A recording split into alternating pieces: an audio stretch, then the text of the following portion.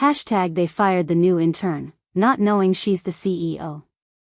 The security badge read Sarah Chen, intern, marketing department, but the woman walking through the gleaming corridors of Nexus Corporation carried herself with the quiet confidence of someone who owned the building, which she did.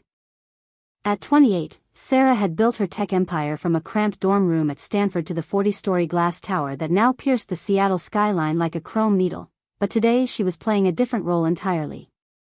The idea had come to her 3 months ago during a board meeting when her CFO mentioned hemorrhaging profits from their Seattle branch, the complaints about toxic workplace culture, the mysterious resignations of talented employees who cited management issues in their exit interviews. Sarah had listened to the corporate speak explanations, the sanitized reports, the reassurances that everything was under control, but her instincts told her otherwise. She had built Nexus on the principle of authentic leadership, of knowing her people, of creating environments where innovation could flourish, and somewhere in this building, that vision was being corrupted. So she had done what any rational CEO would do, she had gone undercover.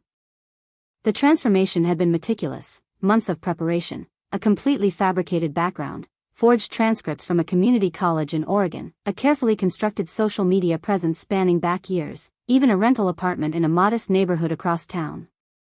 She had dyed her signature platinum blonde hair to a mousy brown, traded her designer wardrobe for clothes from Target, learned to speak differently, carry herself differently, become someone entirely unremarkable. The irony was delicious, Sarah thought as she approached the marketing department on the 15th floor. Here she was, infiltrating her own company to discover what was happening under her nose. The elevator dinged softly as it opened onto a floor she had designed but never actually worked on, and immediately she sensed the tension in the air like a low-frequency hum that made her skin crawl.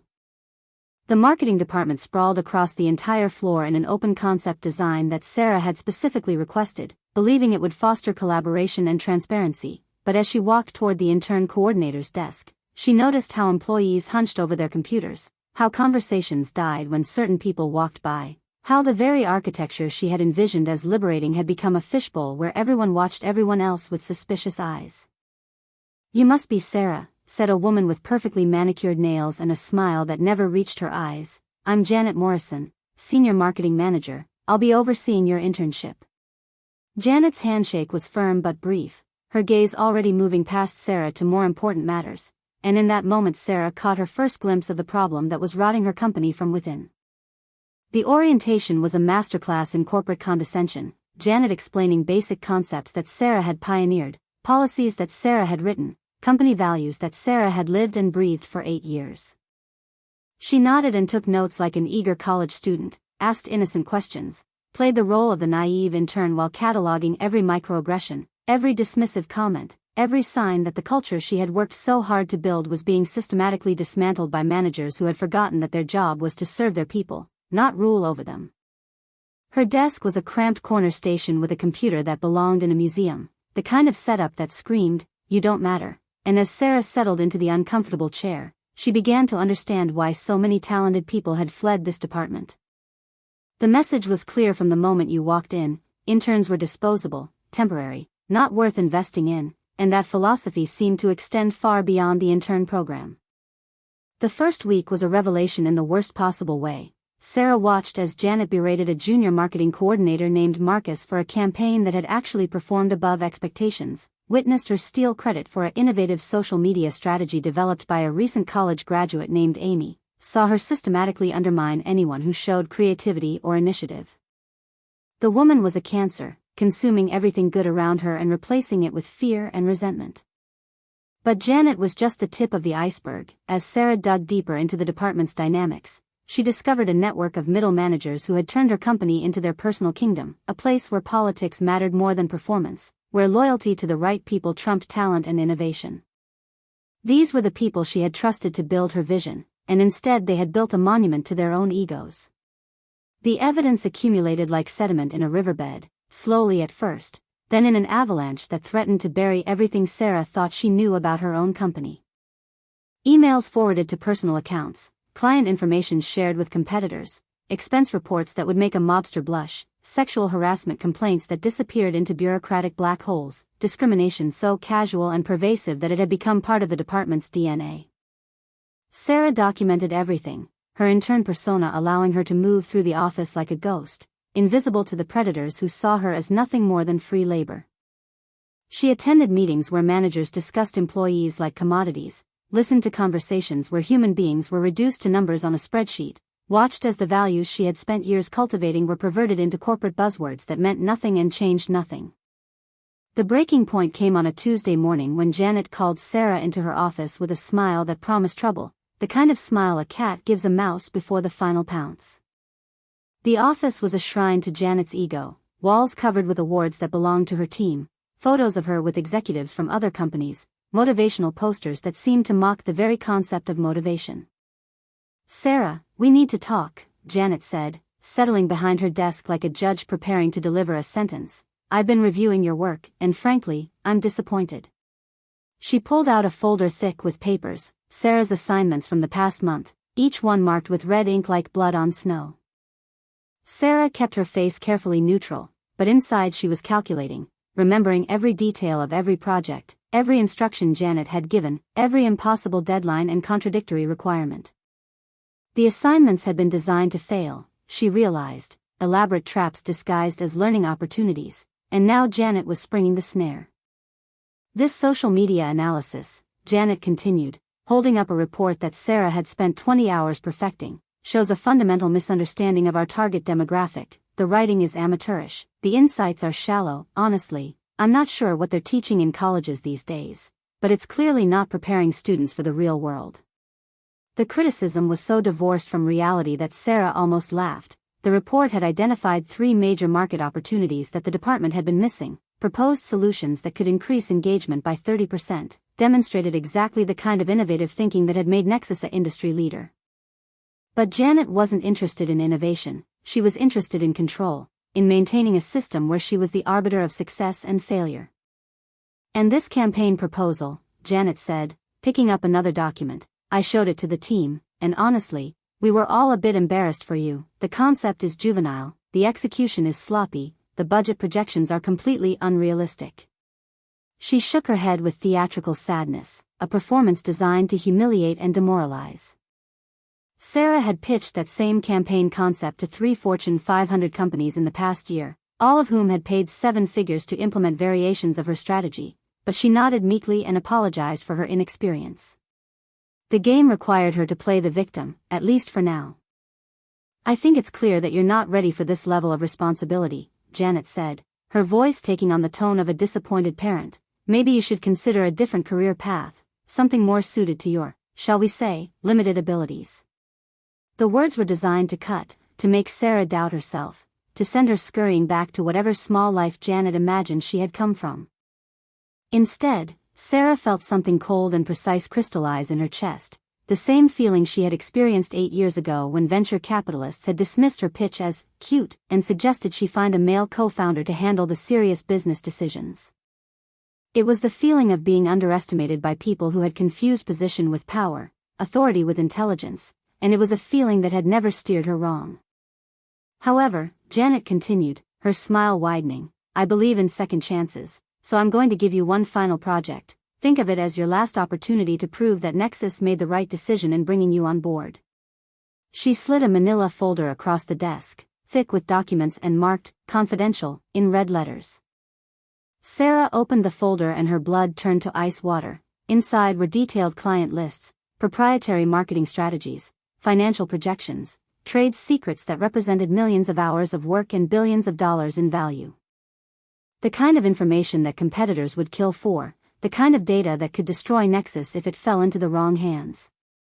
"I need you to create a comprehensive analysis of our Q4 strategy," Janet said casually, as if she wasn't asking Sarah to commit corporate espionage against her own company. "Compare it to our competitors' approaches, identify weaknesses in our position, suggest improvements, the works."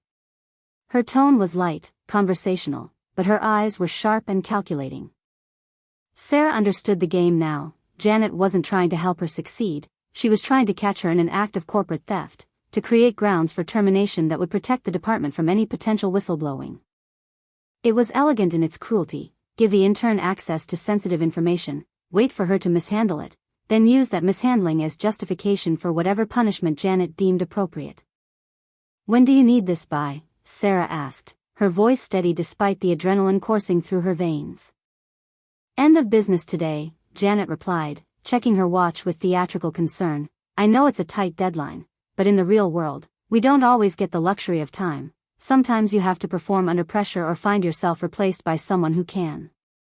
8 hours to analyze information that should take weeks to properly evaluate, 8 hours to create a comprehensive strategy document while maintaining her cover as an incompetent intern, 8 hours before Janet sprung whatever trap she had been setting since Sarah's first day. The challenge was almost insulting in its transparency, but Sarah had built her career on turning impossible situations into competitive advantages. She spent the day in plain sight, working at her cramped desk while the department buzzed around her, typing furiously on her ancient computer while managers whispered and pointed, creating what appeared to be an amateurish analysis while actually constructing something far more sophisticated. The document she submitted at 5 p.m. was a masterpiece of misdirection, appearing incompetent on the surface while containing insights that would revolutionize the industry, assuming anyone was intelligent enough to recognize them. Janet called her into the office again the next morning, this time with HR present, a thin man named Dave who looked like he had never experienced joy and a woman named Patricia who radiated the kind of professional sympathy that preceded very bad news. The folder containing Sarah's analysis sat on the desk like evidence at a trial, and Sarah realized she was about to be executed for crimes she had never committed. Sarah, I'm afraid we have a serious problem, Janet began, her voice heavy with artificial concern. Your analysis contains several serious breaches of protocol. You've included proprietary information that interns aren't authorized to access, made recommendations that could damage our competitive position, and frankly, demonstrated a lack of judgment that makes us question your fitness for any position at Nexus. Sarah listened to the litany of accusations, each one more absurd than the last, watching as Janet constructed an elaborate fiction designed to justify what had always been a foregone conclusion. The woman wasn't just toxic, she was dangerous, willing to destroy careers and reputations to maintain her own position, and Sarah realized that every person who had left the department had probably sat in this same chair, listening to these same lies. Additionally, Patricia from HR chimed in, consulting her tablet with the air of someone reading from a script. We've received reports that you've been asking inappropriate questions about confidential matters, attempting to access systems above your clearance level, and generally conducting yourself in a manner inconsistent with company values. The accusations were so generic they could have applied to anyone, and Sarah realized they probably had. We take these matters very seriously at Nexus, Dave added, his voice carrying the weight of bureaucratic authority. Corporate espionage is a federal crime, and while we're not pressing charges at this time, we reserve the right to pursue legal action if necessary. The threat hung in the air like smoke, designed to intimidate and silence. Sarah felt a smile tugging at the corners of her mouth, the kind of smile that had made venture capitalists nervous and competitors wake up in cold sweats, but she kept her expression carefully neutral.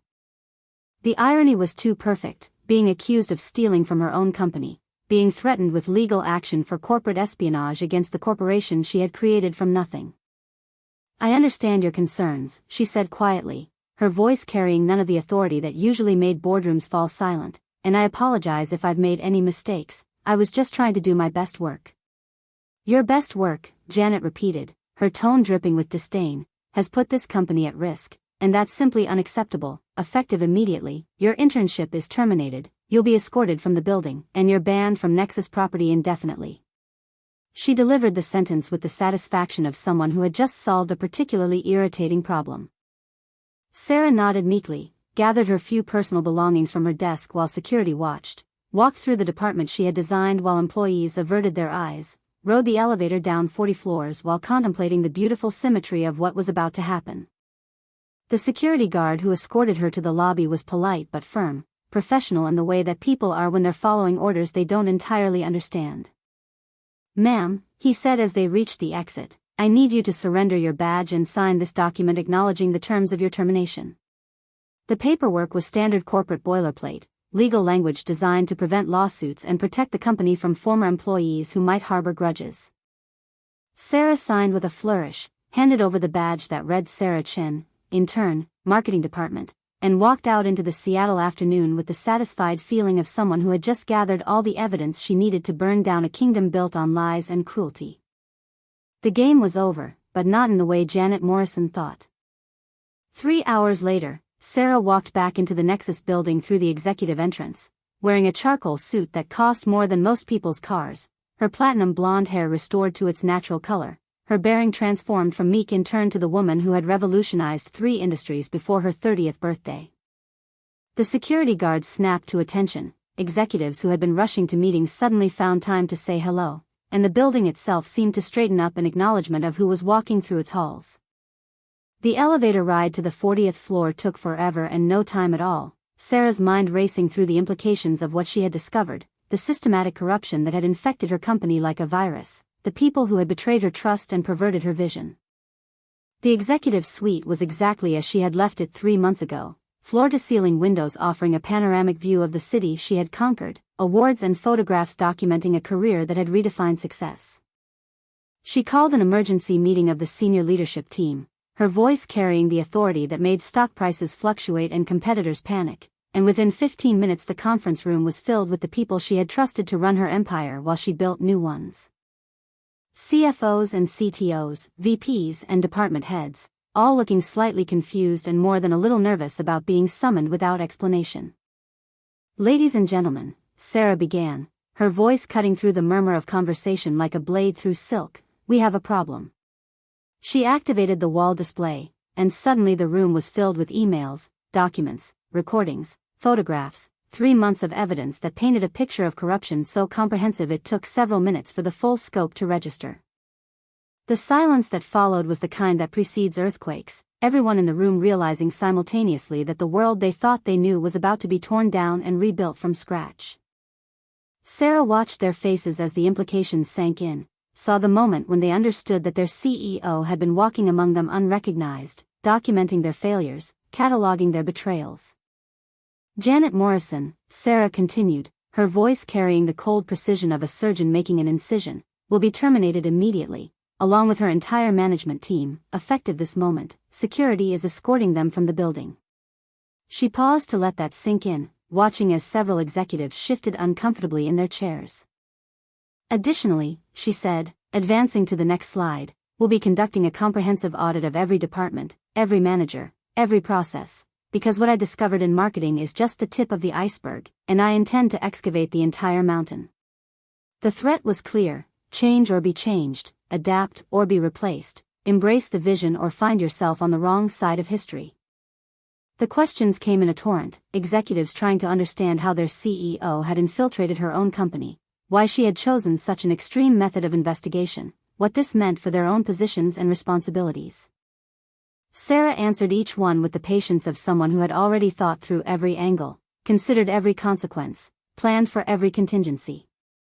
"The culture we built here was supposed to be different," she said finally, her voice carrying a weight that made the room fall silent. "We were supposed to be the company that treated people like human beings, that valued talent over politics, that created environments where innovation could flourish. Instead, we became everything I started this company to replace."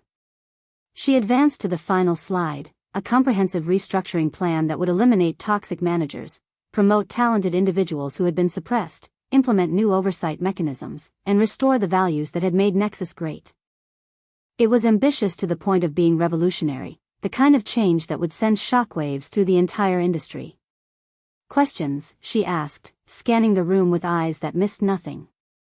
The CFO cleared his throat nervously. "Sarah, what you're proposing, it's going to be expensive, disruptive. We're talking about replacing entire management structures, retraining thousands of employees, potentially facing lawsuits from people we terminate." Sarah smiled, the kind of smile that had made her famous in boardrooms around the world. "Thomas, do you know what's more expensive than fixing a broken culture, losing talented people to competitors who treat them better, having clients leave because our work suffers, facing the kind of discrimination lawsuits that Janet Morrison's department was practically inviting, and most importantly, betraying the values that built this company in the first place?" The room fell silent again, everyone understanding that this wasn't a discussion or a brainstorming session. This was Sarah Chen announcing how the world was going to change, and their only choice was to be part of the solution or become part of the problem. The transformation would begin immediately, and it would be as comprehensive as it was ruthless. By 6 p.m., Janet Morrison and 14 other managers had been escorted from the building, their access revoked, their corporate credit cards cancelled, their employment terminated for cause with full documentation to prevent any legal challenges. The shock waves rippled through every floor, employees whispering about the sudden disappearance of people who had seemed untouchable just hours before. Sarah spent the evening in her office, reviewing personnel files, identifying talent that had been suppressed, planning promotions that would reward merit over politics. Marcus, the marketing coordinator who had been berated for successful campaigns, would be promoted to senior manager. Amy, whose social media strategies had been stolen, would head the new digital innovation team, and dozens of other employees who had been marginalized would find themselves suddenly empowered to do the work they had always been capable of. The intern program would be completely redesigned, transformed from a source of free labor into a genuine development opportunity, with mentorship from senior leaders, meaningful projects that contributed to company goals, and clear paths to full-time employment for those who demonstrated talent and commitment. It would become a symbol of the new Nexus, a company that invested in people rather than exploiting them. The news broke the next morning, trade publications scrambling to understand why Nexus Corporation had suddenly terminated 15 managers in a single day, stock analysts trying to determine whether this represented instability or renewal, competitors wondering if Sarah Chen had lost her mind or found a new way to revolutionize an industry. The story that emerged was incomplete but compelling. A CEO who had gone undercover in her own company and discovered corruption that required dramatic action. Sarah held a company-wide meeting that afternoon, standing before 3,000 employees in the main auditorium, her voice carrying to every corner of the building through the communication systems she had installed years earlier. The room was electric with tension and anticipation, everyone wondering what their enigmatic CEO would say about the upheaval that had transformed their workplace overnight. Yesterday, she began, her voice clear and strong, many of you witnessed something unprecedented, the sudden departure of managers who had been with this company for years, people who you may have respected or feared or simply accepted as part of the landscape. Today I want to explain why that happened and what it means for all of us moving forward. She told them about the undercover investigation, though not the specific details that would embarrass individual employees, explained how she had discovered a culture of toxicity that contradicted everything Nexus was supposed to represent, described the systematic suppression of talent and innovation that had been occurring right under everyone's noses. I built this company on the belief that people are our greatest asset, she continued, her voice carrying the passion that had inspired investors and employees for 8 years, not resources to be consumed, not numbers on a spreadsheet, not obstacles to be managed, but human beings with dreams and talents and potential that deserves to be nurtured and celebrated. The applause started slowly, scattered individuals recognizing the truth in her words, then built to a crescendo that shook the building as 3,000 people realized that their workplace was about to become something entirely different, something better, something that honored their humanity rather than exploiting it. The transformation Sarah had promised was already beginning, and it would touch every aspect of their professional lives. The months that followed were a masterclass in organizational change, Sarah personally reviewing every management position, every company policy, every system and process that had enabled the toxic culture she had discovered. She promoted from within wherever possible, bringing fresh perspectives to leadership roles, eliminated bureaucratic barriers that had stifled innovation, and created new channels for employee feedback that bypassed traditional hierarchies. The results were immediate and dramatic. Employee satisfaction scores reached record highs, productivity increased as people felt empowered to do their best work, client retention improved as the quality of service reflected the renewed energy of the workforce, and competitors began trying to poach Nexus employees who suddenly seemed more creative and motivated than ever before. Janet Morrison surfaced 6 months later at a competing firm, hired as a senior director based on her impressive resume and glowing references from colleagues who had never worked directly under her supervision. Sarah watched with interest as the same patterns began emerging at her new company, talented employees leaving, discrimination complaints being filed, productivity declining despite increased oversight and bureaucratic controls.